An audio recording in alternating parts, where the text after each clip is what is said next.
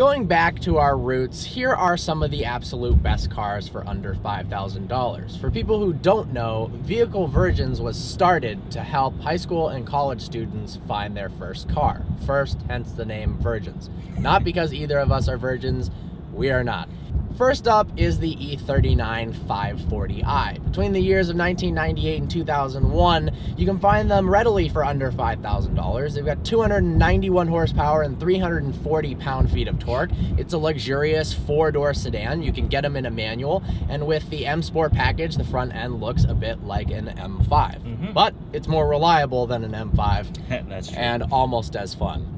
If you want an older BMW, but you don't want the big 5 Series, you can get an E46 330. Same thing, a nice German sedan. It's got some luxury, it's fun, a little smaller than the 5 Series, so it'll handle better, but along the same type of car. You can get a manual in it, and they're quite fun too. You can also probably get like a 2004 two-door 330i if you're looking for a coupe. Next up, we have the Mazda Miatas. You can get a Miata ranging from early 1990s to even some very, very early 2000s. The price will then differ depending on the mileage. Obviously, an older one will have potentially less miles than a newer one that costs the same amount. But those are really fun little cars. You can get them in a manual. They're extremely light, small, convertible, rear-wheel drive, hell of a lot of fun. And yeah, 2,200 pounds. Yes, cars nowadays are getting huge. The car we're in right now is literally twice as heavy. It's 4,400 pounds. Yep. There's a reason why a lot of people autocross Miatas. There's a reason why there's a whole spec Miata class. I mean, shit, I kind of want to do spec Miata racing. Fun. It's definitely a fun car, and you get the open top experience. Another fun little car you can get for less than $5,000 is a older Mini Cooper. I think early 2000s you can get one. Even up to 2007, yeah, actually. Again, that's a little tiny car, short wheelbase, doesn't weigh a lot, doesn't have a ton of horsepower, but that's okay because it's light, it's fun. You don't need a massive engine in a little car like that. And it's a quirky car. Some people absolutely very unique. Love the way they look. They're definitely unique. There's history there. Everybody knows what a Mini is, and the giant round it's got a very, very unique interior. The tachometer and speedo are unlike any other car. Dinner plate and they do handle extremely well. Yep. Another alternative is the second generation Subaru WRX. There's a huge online tuner community behind it. You can modify it very easily for not very much money. New exhaust systems, all the parts are cheap for it. It's turbocharged, so it's very, very there's a reason why they are so popular. Absolutely. And I mean, you can drive it off road and drive the absolute shit out of it because, well, it's meant to handle it. Another car would be the E36 M3.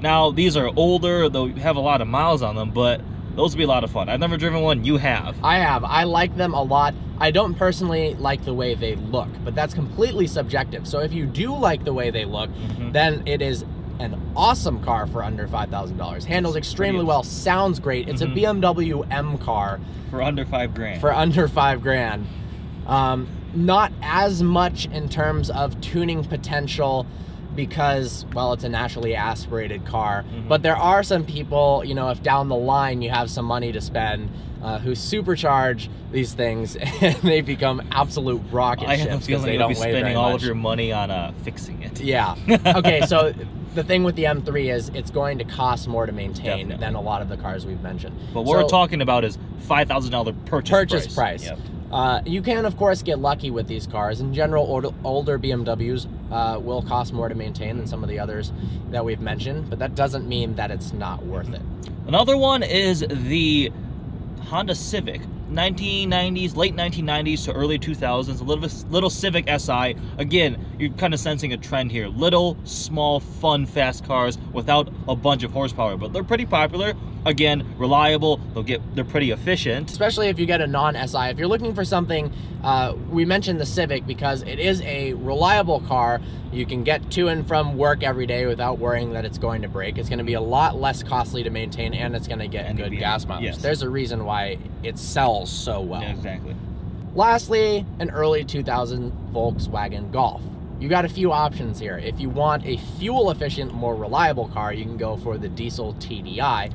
In a manual, these things get absolutely phenomenal gas mileage, over 40 on the highway. And if you want the more fun car, Volkswagen GTI could be your ticket. If I had to buy only one car for under $5,000, I would get a Mazda Miata. After driving a few of them, they are a lot of fun with a manual transmission, convertible top, rear-wheel drive. They feel like a little go-kart, and I think that would be absolutely the most fun for the money and likely one of the more reliable vehicles. Originally, they weren't that expensive in the first place, as opposed to something German, which may run you a lot in maintenance costs. And I would argue that, yeah, it's a small two-seater, but if you are buying it in high school or college, do you really need a big four-seater car? Chances are you might not have a family. As in like children, not as if you don't have parents. Yeah. Orphan car. But no, but you might not need the extra seats. Whereas later in life, you might maybe look at a having only one car as a two-seater might not be very practical. Now, I would choose the E36 M3 because it is an absolute steal for under $5,000, and I think eventually they might start going back up in value. It's a manual. It has a screaming inline six that's naturally aspirated. It sounds awesome. Handles like it's on rails. It's lightweight. It's a BMW M car, so it is cool, and especially if you do like the way it looks, all around it's a pretty awesome car. Now, you either spend $5,000 on it and then you pray nothing breaks while you save up more money, or I would suggest if you're going to buy one of those cars, wait till you have a little more money to spend than that, and then spend the $5,000 and keep a couple grand left over just in case stuff breaks. Because it is German, there are German parts, and you know, the BMW M department likes to pretty much screw you in aftermarket part costs and never take it to a dealership for any of the maintenance. But even after independent mechanics, they are going to charge more to work on a car like that. Yep. So there you have it. There's obviously a ton of awesome options for under $5,000. This was more just kind of sports cars. We didn't mention any enthusiast cars. We didn't mention any SUVs or cars like that Jeep Wrangler or stuff like that. Yeah. We mentioned a few alternatives for the more reliable and good gas mileage, the Golf TDI, the Honda Civic. Yep.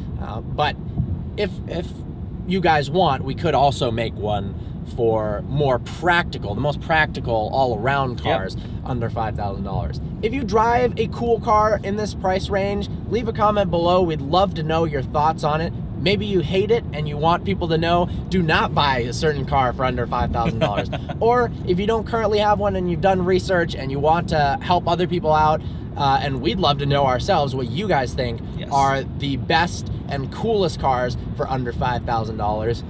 I wonder what the fastest car for under $5,000 that would be an interesting one. That would be interesting. We should do some research on that and figure out fastest in a straight line, and maybe not necessarily. We could do two things: the fastest car stock that you can buy under $5,000, or the fastest car total build price for under $5,000. I bet you could do some stupid quick something things. Crazy you could do. Just nitrous shot on the no, crazy engine, one-use engine. Even just with turbos, no nitrous. I bet you could build a pretty quick car for under $5,000. So discuss below. We welcome your comments, and let's see if anybody can come up with something really cool. Absolutely. I hope you enjoyed this type of video. We can do more in different price ranges if it's welcomed. Like always, please browse our channel and subscribe. Look forward to seeing you next video.